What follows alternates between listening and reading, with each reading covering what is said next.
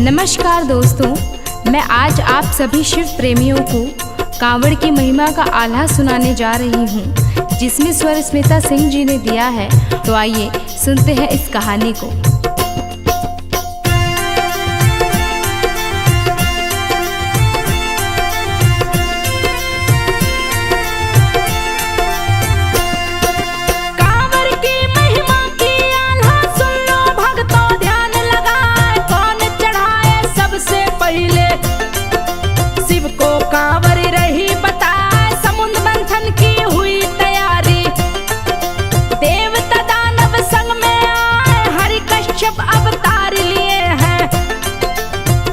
समुद्र के तल में जाए मदराचल पर्वत बन मथनी, कश्यप ऊपर गया रखा है शिव के गले में नाग बासुकी, मथनी में रस्सी बन लिपटा देवता दानव दोनों आए, शिव मंथन शुरू करवाए मुंह की तरफ से असुर है खींचे, पूछ तरफ सभी देवता मंथन किए समुद्र का दोनों।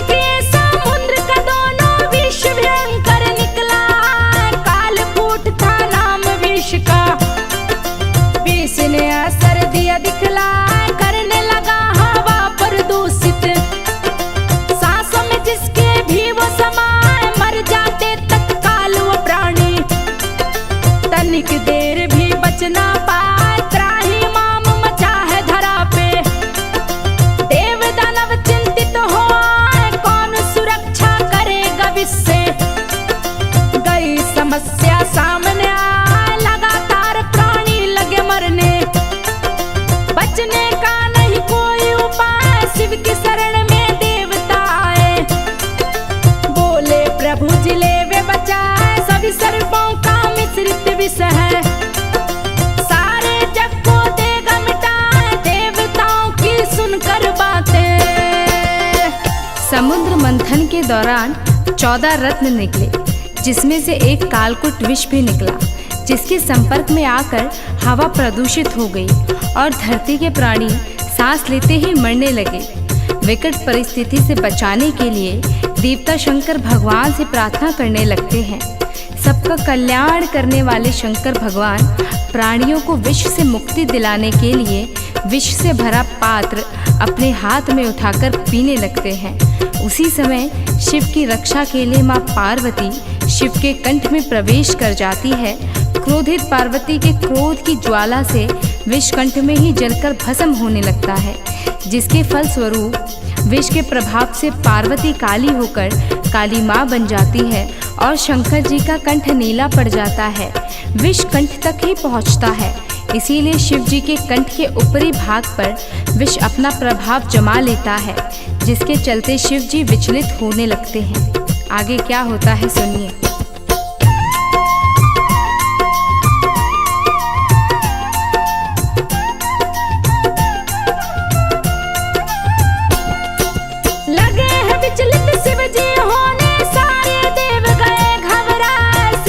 विष्णु जी आए हैं, देवताओं को रहे समझाए शीघ्र ही गंगा जल को लाओ, दूजा नहीं है कोई उपाय गंगा जल ही औषधि बनकर, शंकर जी के काम है आए विष का असर अंत करेगा, भोलेनाथ जी स्वस्थ हो जाए विष्णु जी की बातें सुनकर, गंगोत्री को आए गंगा जी के पावन जल को, शंकर जी को रहे चढ़ाए विष का जहर लगा उतरने, देखत देवता रहे मुस्काए सावन महाविशेला होता,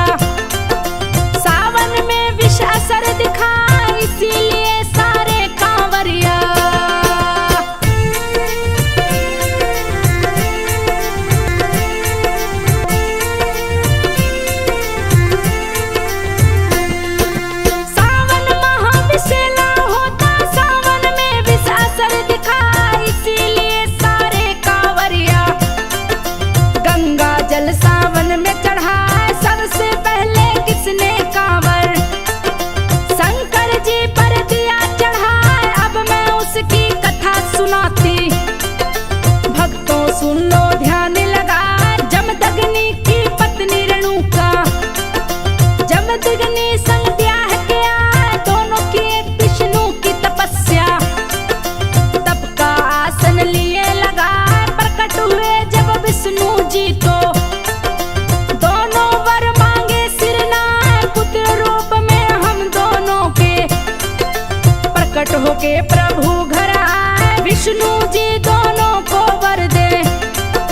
लौट के सिर सागर को आए, परशुराम के रूप में विष्णु। वरदान देने के बाद विष्णु भगवान ठीक 9 महीने के बाद परशुराम के रूप में रेणुका के सामने अवतरित हो जाते हैं, जिसे बच्चे का रूप धारण करते देख रेणुका और जमदग्नि ऋषि दोनों ही खुश हो जाते हैं। परशुराम जी अपने चारों भाइयों में सबसे छोटे थे, लेकिन विष्णु जी के अवतार होने के चलते सबसे तेज और शूरवीर थे। एक दिन जमदग्नि ऋषि अपने आश्रम से तीर्थ यात्रा के लिए निकलते हैं, तो निकलते समय जमदग्नि ऋषि रेणुका से कहते हैं, हे प्यारी पत्नी रेणुका, मैं तीर्थाटन को जा रहा हूँ। तुम आश्रम में अकेली हो। अगर मेरी अनुपस्थिति में कोई भी अतिथि आए, तुम्हें भूखा मत जाने देना। कुल की मर्यादा बचाते हुए उनका आदर सत्कार करना। इतना कहकर जमदग्नि ऋषि चले जाते हैं। आगे क्या होता है सुनिए।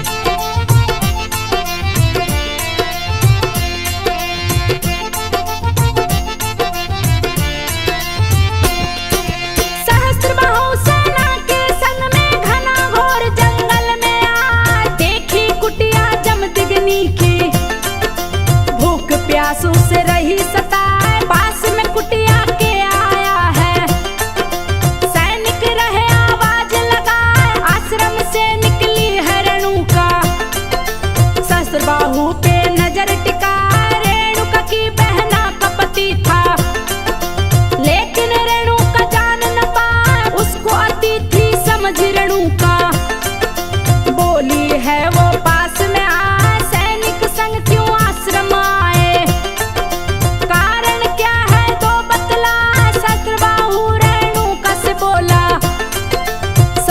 रही है प्यास सताए, हम लोगों को पानी पिला दो। ऐसी कोई बात है ना, रेणुका मटके से पानी लेकर। सहस्त्रबाहु की बात को सुनकर पति की बताई बात को याद करते हुए रेणुका मटके में पानी लेकर आती है और मिट्टी के पात्र में पानी भरकर सहस्त्रबाहु और उसके सैनिकों को पानी पिलाने लगती है। पानी पिलाने के बाद रेणुका कहती है कि आप लोग थके होंगे, थोड़ा विश्राम कर लें, तब तक मैं खाना बना देती हूँ। जब आश्रम पर आ ही गए हैं तो आप लोग अतिथि हुए, आप लोगों को भूख भी सता रही होगी, इसीलिए भोजन करने के बाद ही यहाँ से प्रस्थान कीजिएगा। रेणुका की बातों को सुनकर सहस्त्रबाहु बोला, हमारे सैनिकों की संख्या देख रही हो, हम बहुत सारे हैं।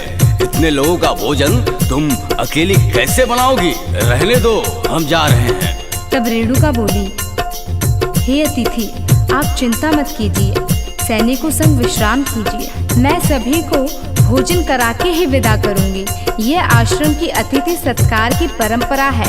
इतना कह के रेणुका भोजन की व्यवस्था करने चली जाती है और सहस्त्रबाहु सैनिकों के संग जंगल में आश्रम के पास ही विश्राम करने लगता है।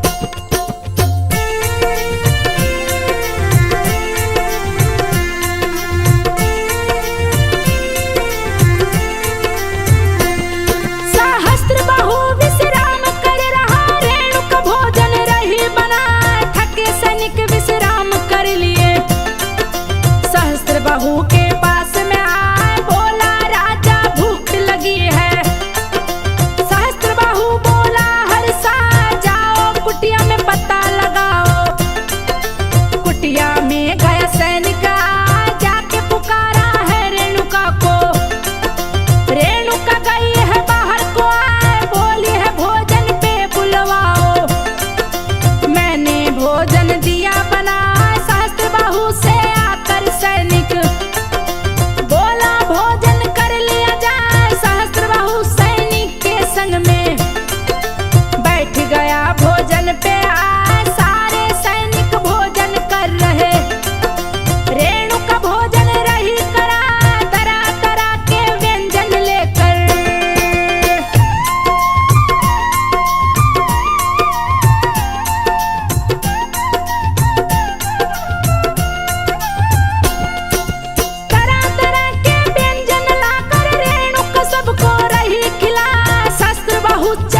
तृप्त हो गया। भोजन ऐसा किया वो ना, राजमहल में भी ऐसा भोजन कोई कभी बना नहीं पाए। बहुत ही सुंदर स्वाद है इसका, ऐसा भोजन ये कैसे बना, सोच रहा है अपने मन में। बात मानूंगा पता लगा, भोजन करके तृप्त हो गए। सभी पेट भर भर के खाए, भोजन की तारीफ किए हैं। आश्रम से सभी बाहर आए, शास्त्र बाहु बोला पलटन से, रुको बात का पता लगा, इस जंगल में कैसे ऐसा भोजन गई रेणुका पाए, राजमहल में भी जो दुर्लभ।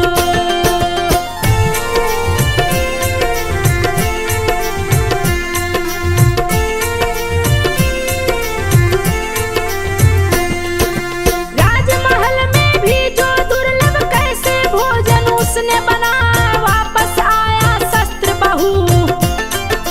रेणुका से बोला जा, इतनी जल्दी इतना भोजन कैसे तुम स्वादिष्ट बनाए, राज की बात तुम मुझे बताओ। रेणुका बोली है सिरनाय, मेरी है एक नंदनी गैया। मेरे पति जो स्वर्ग से लाए, इंद्रदेव ने दान में दी है, जो कि सबके मन को भाए, मन चाहा भोजन वो देती। जो भी उससे मांगी जाए, मनोकामना पूरी करती। स्वर्ग से भोजन दी मंगवाए, हम लोगों की है ये चहेती।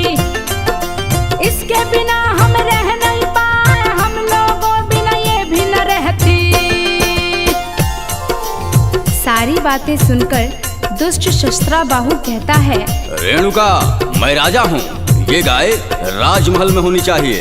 अपने राज में आने वाली हर वस्तुओं पर राजा का अधिकार होता है। इतना कह के शस्त्राबाहु सैनिकों को आदेश देते हुए कहता है, सैनिकों, ये गाय यहाँ से खोलकर राजमहल में ले चलो।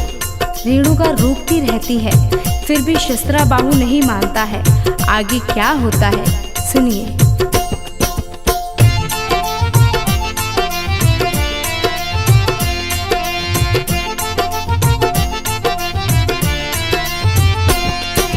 पास में गायक गए हैं सैनिक, लेकिन गायक खोल न पाए। नंदनी गैया शक्तिशाली, मार के दी सैनिक को गिराए। अंत में आया शास्त्र बाहु, जब बोला ऐसे ये नहीं जाए। पकड़ लिया रेणुका को जाके, रेणुका पीछे चल दी गाय। रेणुका संग गाय को लेकर शास्त्र बाहु गया महल को आए। शास्त्र बाहु की पत्नी ही बहन रेणुका की कहलाए। रानी अपनी बहन को देखी, बहन को ली है गले लगाए। शास्त्र बाहु की पत्नी बोली, कहाँ से मेरी बहन को लाए। शास्त्र बाहु ने सारी बातें पत्नी को है दी बतला। रेणुका को छुड़वाई रानी।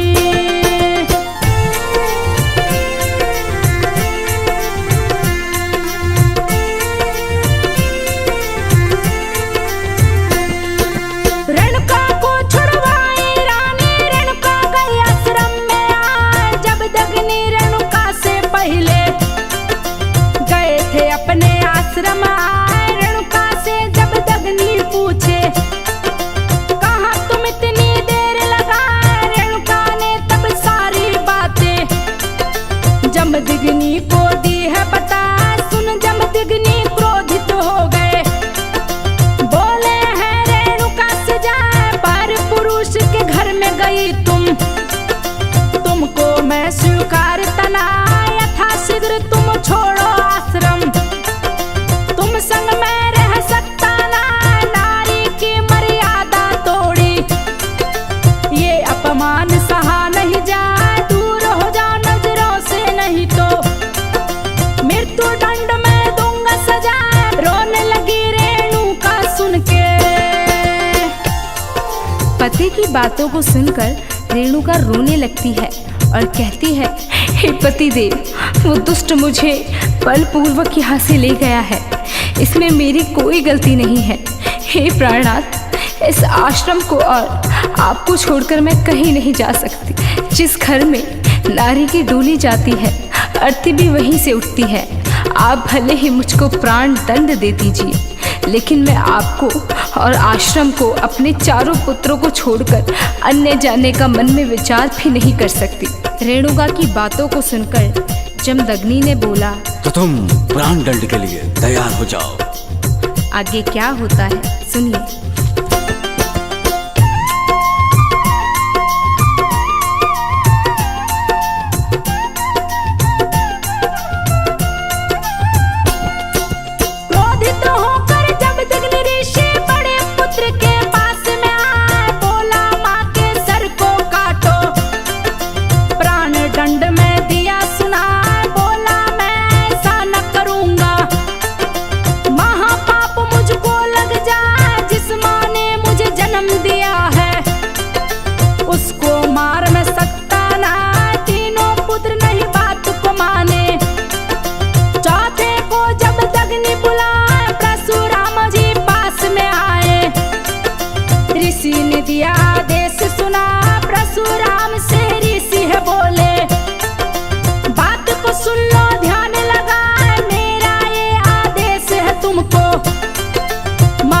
गर्दन काट के ला तन से धड़ को जुदा करो तुम, पुत्र धर्म को दो तू निभाए, परशुराम जी पिता से बोले।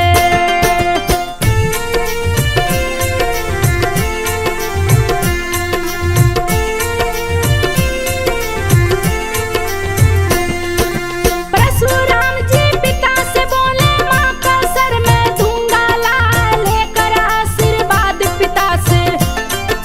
परशुराम जी आश्रम चरण स्पर्श किए हैं माँ के, माँ ने पुत्र को गले लगा, परशुराम जी अपने पिता का माँ को दिए प्रतिज्ञा सुना। माँ बोली तन सर से जुदा करो, धन्य जो ऐसे भाग को पाए, मेरे पति को खुश करो तुम। अब तक मैं तो बोली ना, वचन पिता का पूरा करो तुम। परशुराम क्यों देर लगा, माँ पुत्र दोनों मिलकर रोते, माया महाठगनी कही जाए, परशुराम तलवार हाथ ले, माँ की गर्दन दिया उड़ा, धड़ को पिता के पास मिलाए। रक्त रंजित धड़ परशुराम जी अपने हाथ में लेकर पिता को सौंप देते हैं और पाप से मुक्त होने का उपाय खोजने के लिए घना घोर जंगल की तरफ चल देते हैं। जंगल में जैसे ही शिव जी की साधना करने के लिए समाधि लगाने की तैयारी कर रहे होते हैं, तब तक परशुराम जी के पास नारद मुनि आ जाते हैं, जो परशुराम जी को देखकर मुस्कुराते हैं। परशुराम मुनि के चरणों से लिपटकर सारी बात बताते हैं, तो नारद जी कहते हैं, नारायण नारायण वत्स, तुम्हें इन सभी पापों से मुक्त पुरा नामक महादेव ही कर सकते हैं। तुम गंगोत्री से जल लाकर कांवड़ का शुद्ध जल पुरा नामक महादेव को चढ़ाओ, तभी तुम्हें मातृ हत्या के पाप से मुक्ति मिलेगी। देखना रास्ता बहुत कठिन है, कांवड़ का जल अशुद्ध ना होने पाए। नारद जी की बात को सुनकर परशुराम जी क्या करते हैं सुनिए।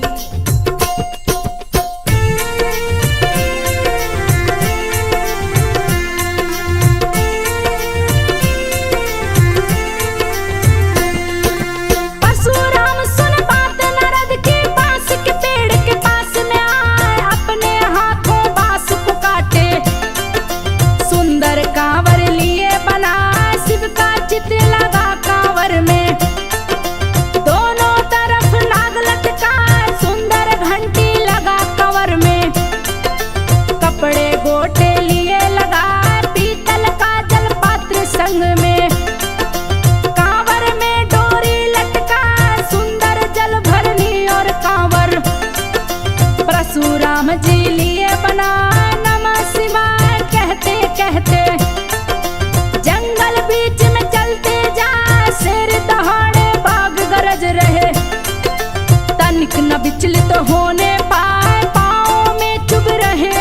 कंकड़, पाँव को घायल करते जाए, कहीं कहीं नोकीले कांटे। कहीं कहीं तो नुकीले कांटे भी परशुराम जी के पैरों के अंदर धंस जाते हैं।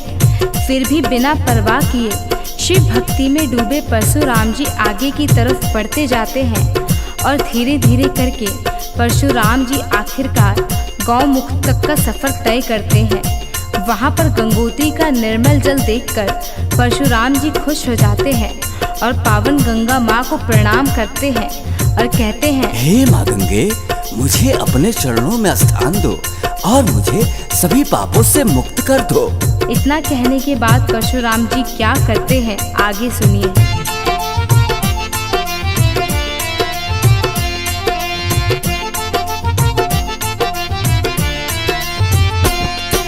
गंगा को प्रणाम किए हैं, पावन जल से प्यास बुझाए, जंगली फल से भूख मिटाए, डुबकी मार के रहे नहाए, तांबे के पात्र में भर गंगा जल, बोल रहे हैं नमः शिवाय, गंगा जल भर बाहर आए, मंत्र बोलते जल को लाए, कांवर की पूजा करके वो कांवर में जल को लटकाए, चलते वक्त बोले गंगा से सफर देना पूरा करवाए, श्री गणेश का सुमरन करके जो सारी बाधा को मिटाए, गंगोत्री से जल चले हैं, राहों में बोले नमः शिवाय, बोल बम कहते कहते परशुराम जी चलते जाए, घायल पांव थे दोनों हो गए।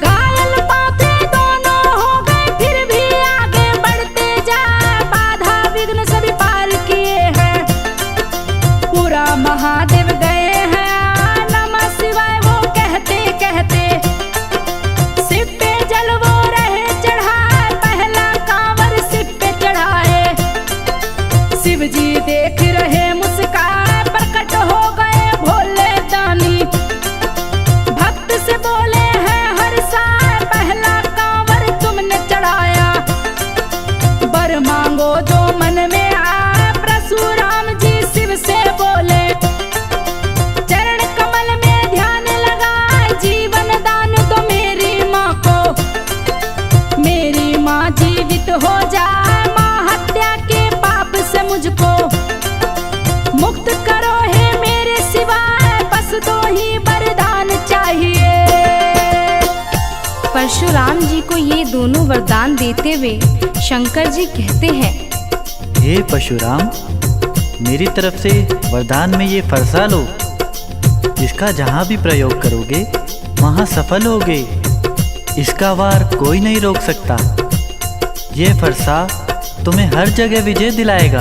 परशुराम, तुमने मेरे ऊपर सबसे पहले जल चढ़ाया है, आज से इस पूरा महादेव का नाम परशुरामेश्वर महादेव के नाम से जाना जाएगा। मैं अपने भक्तों को हमेशा अपने से आगे रखता हूँ, इसलिए पहले तेरा नाम फिर मेरा नाम होगा। इस परशुरामेश्वर महादेव में जो भी गंगा जल चढ़ाएगा मैं उसकी हर मनोकामनाएं पूरी करूँगा। इतना कह के शंकर भगवान अंतर ध्यान हो जाते हैं और परशुराम जी अपने घर को आते हैं। घर आते ही अपनी माँ को जीवित देख के खुश हो जाते हैं और माँ के गले से लिपट जाते हैं। जमदग्नि ऋषि भी रेणुका को देखकर गले से लिपट जाते हैं और अपनी भूल पर पश्चाताप के आंसू बहाने लगते हैं। आगे सुनिए क्या होता है।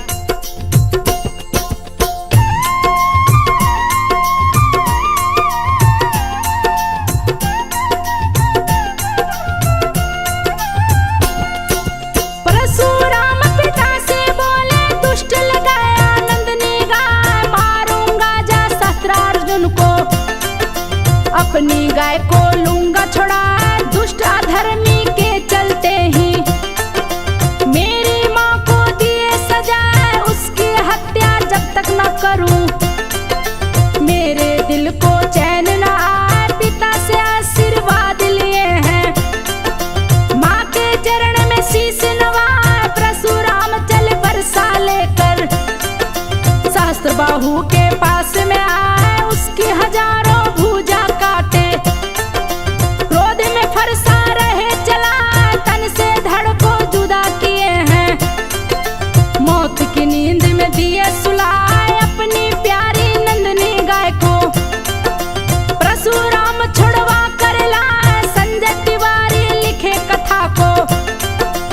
स्मिता सिंगा के सुनाए कैलाश जी